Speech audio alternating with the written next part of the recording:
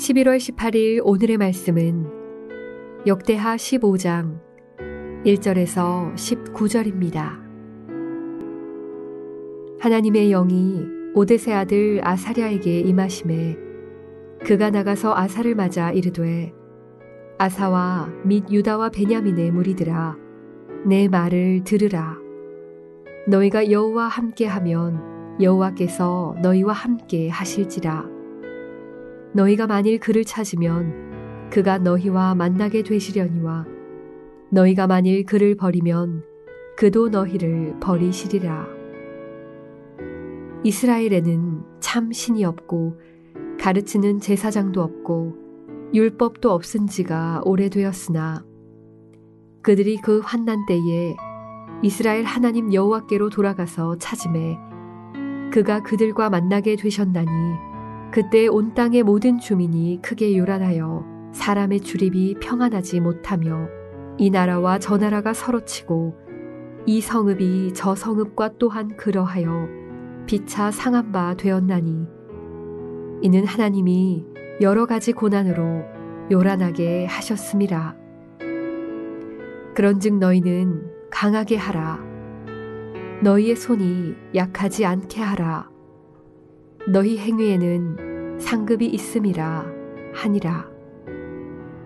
아사가 이 말 곧 선지자 오뎃의 예언을 듣고 마음을 강하게 하여 가증한 물건들을 유다와 베냐민 온 땅에서 없애고 또 에브라임 산지에서 빼앗은 성읍들에서도 없애고 또 여호와의 낭실 앞에 있는 여호와의 제단을 재건하고 또 유다와 베냐민의 무리를 모으고 에브라임과 므낫세와 시므온 가운데에서 나와서 저희 중에 머물러 사는 자들을 모았으니 이는 이스라엘 사람들이 아사의 하나님 여호와께서 그와 함께 하심을 보고 아사에게로 돌아오는 자가 많았음이더라.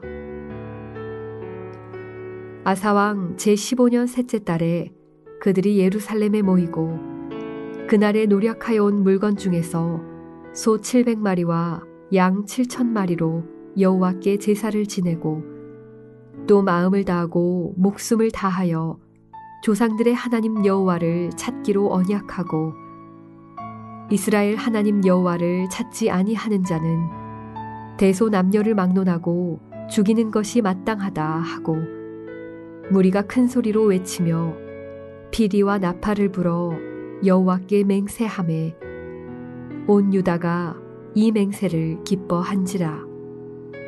무리가 마음을 다하여 맹세하고 뜻을 다하여 여호와를 찾았으므로 여호와께서도 그들을 만나 주시고 그들의 사방에 평안을 주셨더라. 아사 왕의 어머니 마아가가 아세라의 가증한 목상을 만들었으므로 아사가 그의 태우의 자리를 폐하고 그의 우상을 찢고 빻아 기드론 시냇가에서 불살랐으니 산당은 이스라엘 중에서 제하지 아니하였으나 아사의 마음이 일평생 온전하였더라. 그가 또 그의 아버지가 구별한 물건과 자기가 구별한 물건 곧 은과 금과 그릇들을 하나님의 전에 드렸더니 이때부터 아사왕 제35년까지 다시는 전쟁이 없으니라.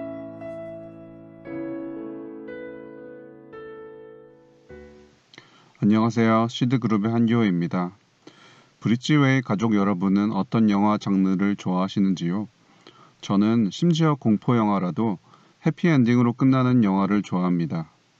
그런데 어떤 영화들의 경우 해피엔딩으로 잘 끝나는 듯 보이다가 새드 반전으로 찜찜하게 끝나는 영화들이 있습니다. 식스센스와 같은 영화가 대표적이겠지요. 저는 이런 찜찜한 영화들을 매우 싫어하는데 오늘 역대하 15장의 말씀을 묵상하면서 그런 찜찜함을 느꼈습니다. 역대하 15장에 나오는 아사왕의 스토리를 영화로 만든다면 그 시작은 상당히 암울합니다. 15장 3절 이스라엘에는 참신이 없고 가르치는 제사장도 없고 율법도 없은 지가 오래되었으나 15장 6절 이 나라와 저 나라가 서로 치고 이 성읍이 저 성읍과 또한 그러하여 피차 상한 바 되었나니 이는 하나님이 여러 가지 고난으로 요란하게 하셨습니다. 15장의 나머지 말씀은 그런 암울한 시기에 선지자 오뎃을 통하여 하나님께서 주신 예언의 말씀으로 담대해진 아사 왕이 이스라엘에 퍼져 있던 온갖 우상들을 제거하고 하나님 앞에 회개로 나아가는 모습을 그리고 있습니다. 그리고 이 스토리는 하나님께서 주시는 평안을 통해서 해피엔딩으로 나아갑니다. 15장 15절 온 유다가 이 맹세를 기뻐한지라 무리가 마음을 다하여 맹세하고 뜻을 다하여 여호와를 찾았으므로 여호와께서도 저희의 만난 바가 되시고 그 사방에 평안을 주셨더라.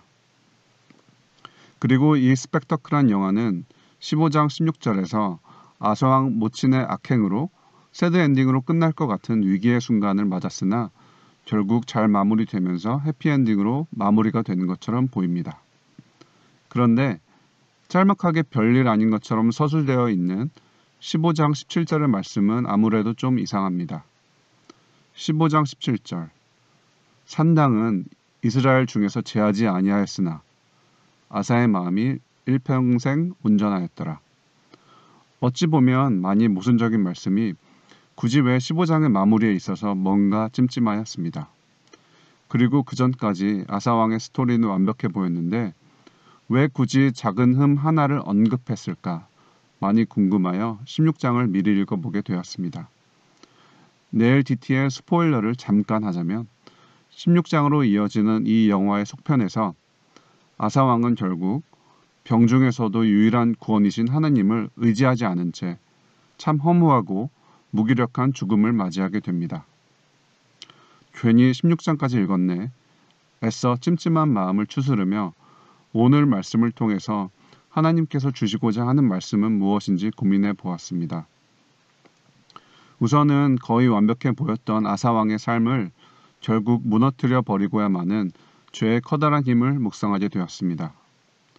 생물학을 전공하는 저는 살아있는 세포들을 무균 상태에서 플라스틱 용기에 담아 배양할 때가 있습니다. 그런데 한 용기 구석에 자그마하게 핀 곰팡이를 발견하지 못하고 내버려 두었다가 다른 세포들까지 순식간에 오염되어 버리는 경우를 종종 경험하곤 합니다. 오늘 하루 별탈 없이 깨끗하게 살았지 하고 방심하다가 제 삶의 어느 구석에 피어있는 죄의 곰팡이가 순식간에 제 삶을 뒤엎지 않을까 두려워집니다. 그리고 참으로 완벽해 보였던 아사왕을 무너뜨린 죄는 어디에서 나왔을까를 묵상하다가 죄는 밖이 아닌 우리 안에 교묘하게 숨어 있구나를 다시 한번 깨닫게 됩니다. 온갖 우상을 패하고 하나님을 경외하지 않는 이스라엘 사람들을 처벌하고 심지어 모친의 죄의 모습조차도 철저하게 심판했던, 즉 다른 이들의 죄는 철저하게 심판했던 아사왕은 정작 자신 안에 숨어있던 교만의 죄를 끝끝내 인정하지 못하고 하나님과 멀어진 채 삶을 마감하였습니다. 가장 교묘하게 숨겨진 제 안에 피어있는 죄의 곰팡이는 아마도 제 안에 교만일 것이라는 생각이 들었습니다. 세포를 기르다가 곰팡이 오염이 심각하게 발생하게 되면 아직은 오염되지 않은 중요한 세포들을 구해보려 항곰팡이제를 뿌려가면서 곰팡이를 없애려고 노력하지만 보통은 항곰팡이제의 내성이 생긴 균들이 점점 더 퍼지면서 돌이킬 수 없는 지경에 이르는 경우가 태반입니다. 그래서 곰팡이 오염이 발생하게 되면 보통은 그 결말을 알기에 절망하곤 합니다. 이럴 때 유일한 해결 방법은 모든 세포들을 다 폐기하고 락스와 알코올로 배양 용기를 완전히 소독한 후에 새로운 세포를 처음부터 다시 배양하는 수밖에 없습니다.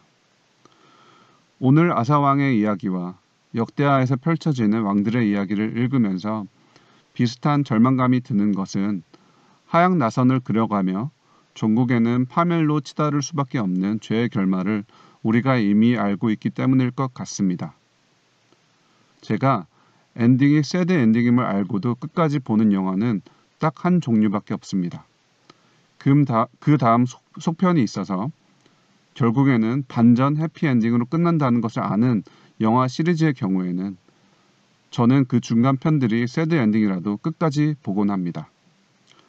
제가 사사기나 역대하를 비롯한 구약의 암울한 영화들을 끝까지 볼 수 있다면 아마도 그것은 예수님의 십자가와 부활을 통한 해피엔딩을 미리 알고 있어서일 것 같습니다. 다 같이 기도 드리시겠습니다. 하나님 아버지, 오늘 말씀에 나오는 이스라엘 민족의 모습처럼 하나님께 회개하고 나아갈 때 하나님께서 부어주시는 평안함과 담대함을 누릴 수 있도록 저희를 인도하여 주세요. 오늘 한 죄를 위하여 회개하지만 분명히 내일 또 죄를 범하고야 말 저희 스스로의 모습을 보면 역대기의 왕들을 볼 때처럼 좌절스럽고 새드엔딩의 영화를 보는 것처럼 암울합니다. 하지만 저희는 단번에 이를 해피엔딩으로 뒤집으신 예수님의 십자가와 예수님의 부활을 믿습니다. 저희의 교만함을 주님 앞에 내려놓고 회개하오니 저희를 구원하시고 저희가 시험에 들지 않고 당신께로 끝까지 나아갈 수 있도록 브릿지웨이 교회 공동체와 모든 지체들을 축복하고 지켜주세요. 저희의 유일한 희망이시며 해피엔딩 되시는 예수 그리스도의 이름으로 기도드렸습니다. 아멘.